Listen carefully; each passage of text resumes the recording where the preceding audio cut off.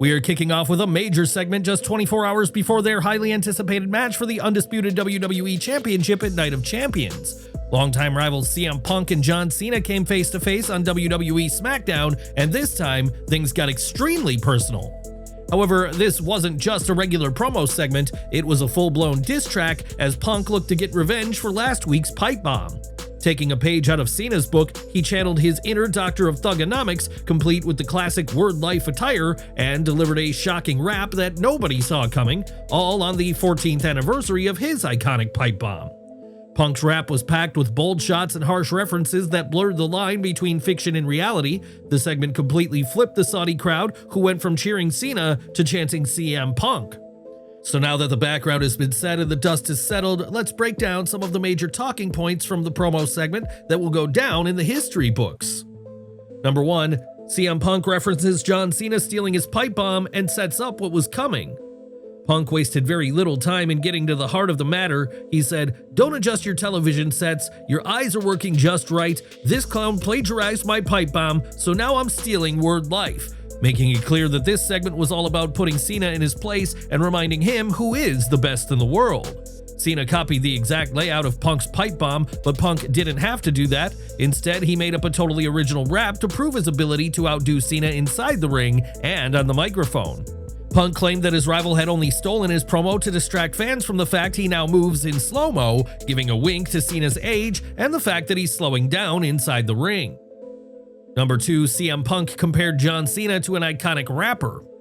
Another shot that Punk took at Cena was comparing him to a divisive rapper, Macklemore, who is someone people love to hate. However, this was a slightly backhanded compliment given the success of the global music artist. Punk claimed that Cena was a Timu Macklemore, but with a Mackle-less rhythm, in a clever example of wordplay, while hinting that Cena is a cheap version of something else. Number 3, CM Punk compares John Cena to The Undertaker in a deadly shot. Most people would think that being compared to The Undertaker was a compliment given his iconic career, however, that wasn't the case in this moment. Instead, he pointed at Cena's pipe bomb and claimed he was stepping on other people's necks. This was in reference to Cena claiming Punk stepped over the likes of Nick Nemeth and Claudio Castagnoli to get where he did in his career. Punk wasn't going to take that lying down, and he told Cena that he's buried more talent than The Undertaker. Number 4, the classic Nikki Bella diss. One of the only cheap and slightly unoriginal moments in this rap was when Punk decided to bring Nikki Bella into the equation. The former Divas champion has become an all-too-easy stick to beat Cena with whenever someone is trying to tear him apart verbally, and Punk opted to use it. Punk said, "I'd retire too if this place rehired my ex," referencing the fact that the Bella twin and Cena's ex-fiancée has recently been brought back to the company to be a part of WWE Evolution. Although Punk needs to be careful in this regard, as there's an easy line for Cena to throw back if Lita returns before the upcoming all-women's show. Number 5, comparing Cena to iconic wrestlers and the "You Can't Wrestle" chant. Cena has become Mr. Hollywood in the past decade, essentially becoming everything he hated The Rock for all those years ago.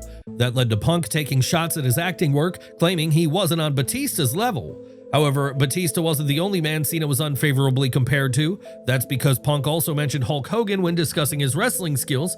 Punk touched on the "You Can't Wrestle" chants and then said, "When it comes to being the best in the world, I'm your vessel." It was a harsh shot at Cena's wrestling skills, and the Saudi Arabian crowd ate it up by slamming him with a "You Can't Wrestle" chant without being prompted. Number 6, references to Peacemaker, the real meaning of "You Can't See Me." Punk was on hand to remind everyone that Cena would be long gone in 6 months and would be busy washing James Gunn's underwear instead. It was a nod to Cena's working relationship with DC Studios CEO, where he's worked as Peacemaker, and Punk brought up that role too. While playing in the superhero world has been big for Cena, Punk brought him crashing back down to earth by saying, "You'll always be the Marine to me, and that's straight to DVD." It was a harsh reality check that Cena hasn't always been a blockbuster name. His first film, produced by WWE, was panned by critics and led to a direct-to-DVD sequel highlighting Cena's failure. He would eventually be replaced by The Miz in that franchise, and Punk believes his time in the Marine was the meaning behind his famous "You Can't See Me" catchphrase, as he claimed to finally understand the meaning of it. Number 7, referencing Make-A-Wish and an iconic rap beef. Another shocking moment saw Punk say, "Before you go, John, there's one last wish to make. Tomorrow night, you're gonna lose to Kendrick, cause you're my Drake." This was a stunning way of trashing Cena, referencing his Make-A-Wish work while tapping into the issues between Kendrick Lamar and Drake, which felt timely given he was delivering the rap of the century in the wrestling landscape. After that epic promo, the stage is set for a final showdown between the two men. The time for talking is done. Both men have thrown their best jabs, and now all that remains to see is who truly is the better man inside the ring. So who walks out as the champion, John Cena or CM Punk? Let us know in the comments below.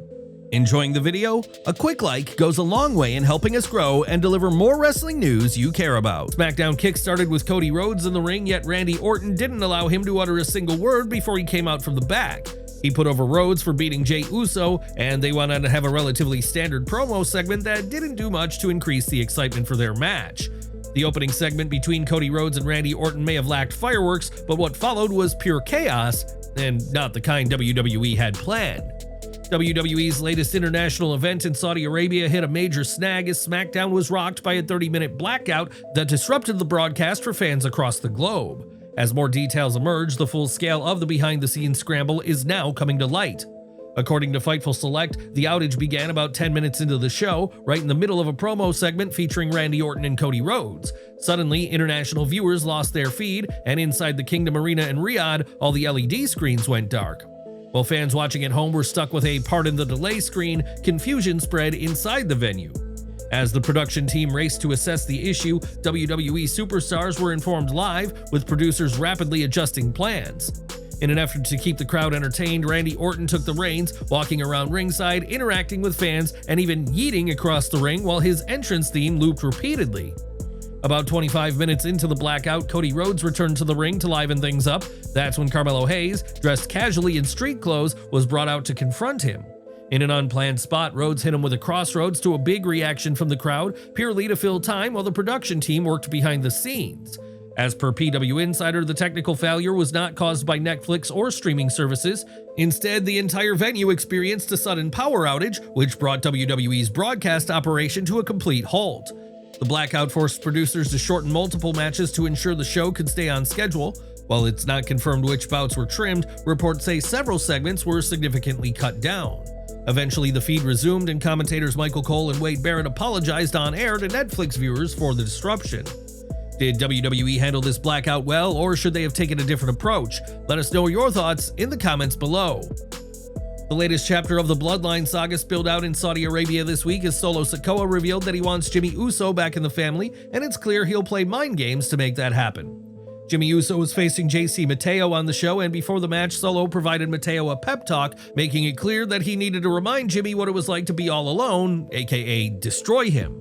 Mateo attempted that and took control, however Jimmy fired back and attempted a suicide dive to keep it up, only for Sikoa to block it as he pled for him to rejoin the Bloodline.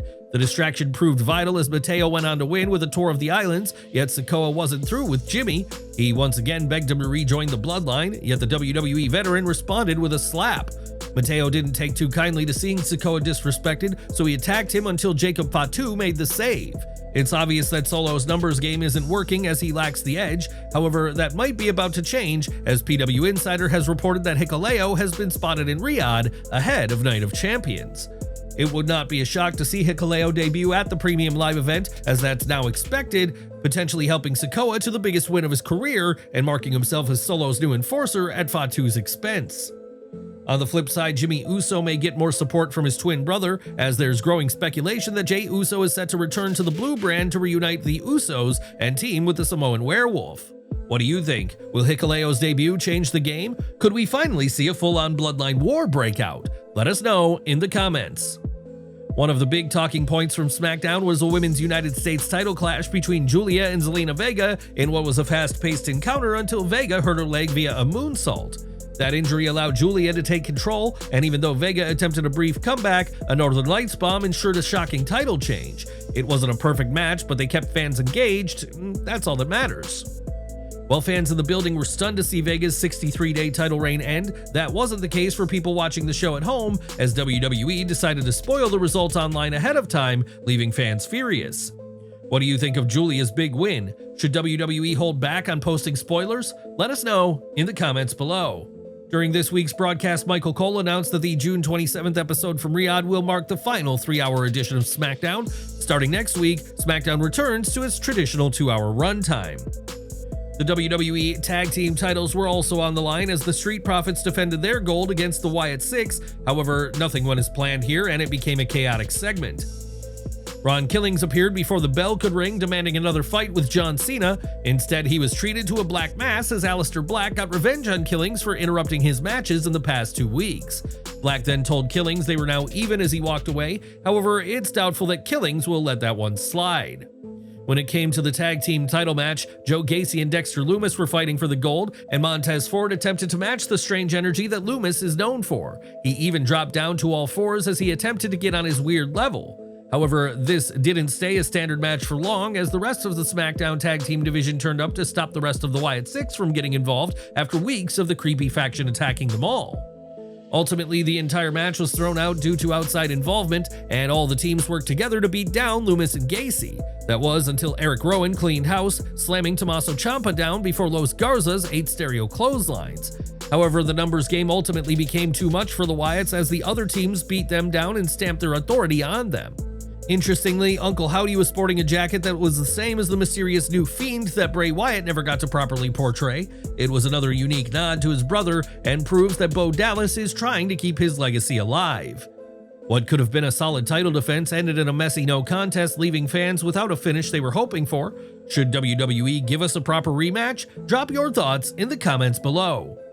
Another title match saw Tiffany Stratton defend her WWE Women's title against Nia Jax in a blockbuster weapon-filled encounter. However, Jax started with a bang, attacking the champion before the bell rang.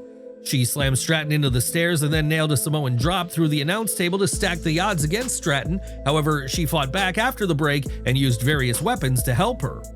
Both women leaned into it, yet Naomi's interference changed everything. She was teasing the idea of a cash-in, but Stratton stopped it and nailed both women with a moonsault. Ultimately, Stratton defended her title by putting Jax through 2 tables at ringside, retaining her title in the fight of her life. Was this Tiffany Stratton's toughest challenge yet, or just another day in her rising reign? Let us know what you think below. The Queen of the Ring finals will take place at Night of Champions, and Jade, Cargill, and Asuka met in the ring on SmackDown to hype that match up, with the Empress of Tomorrow having the fan support. Cargill said she doesn't fear Asuka and views her as an opportunity rather than a threat. The situation quickly got out of hand when she responded, as Naomi appeared with her Money in the Bank briefcase. Jade wasted no time shoving Naomi and then caught Asuka with an unexpected shot. That quickly awoke the Empress of Tomorrow, who fired back with a flurry of strikes. It was a far more effective way of promoting the match than what their male counterparts had to offer earlier in the night, adding tension to their match while teasing a future showdown with Naomi. Alexa Bliss and Charlotte Flair teased a possible alliance backstage, agreeing to work together out of convenience amid rising tension with Chelsea Green and the Secret Hervis. Charlotte seemed intrigued, fueling speculation about a future tag team run, possibly even a shot at the women's tag team titles. This could also be the first step toward the long-rumored Dark Queen transformation for Flair. We're ending today with another tag team bout. Rey Fenix and Andrade battled DIY in a fast-paced match that had fans hooked from start to finish. It was competitive and reminded fans of all 4 men's talent as the momentum swung between them. DIY almost wrapped things up until their opponents fought back and nailed their finishers to secure a win. That's a wrap for today, guys. How did you like SmackDown? Let us know in the comments. And don't forget to come back tomorrow for our Night of Champions review.